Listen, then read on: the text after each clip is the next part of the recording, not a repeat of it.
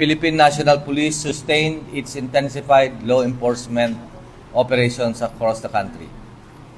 In our campaign against illegal drugs, we conducted 5,526 operations that resulted to the arrest of 636 individuals and the seizure of illegal drugs with an estimated standard drug price of more than 387 million.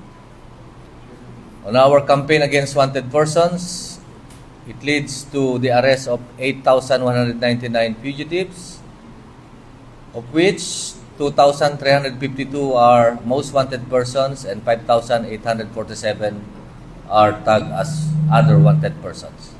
Under our campaign against loose firearms, 965 violators were arrested.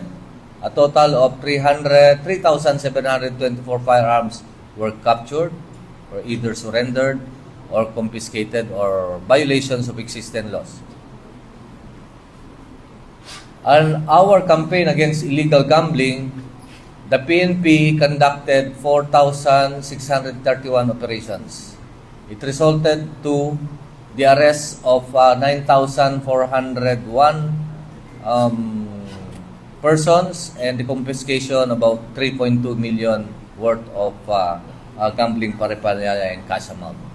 Meanwhile, we have sustained 2,927 operations against smuggling. This resulted to the arrest of 656 individuals and the confiscation of illegal goods valued at 628 million.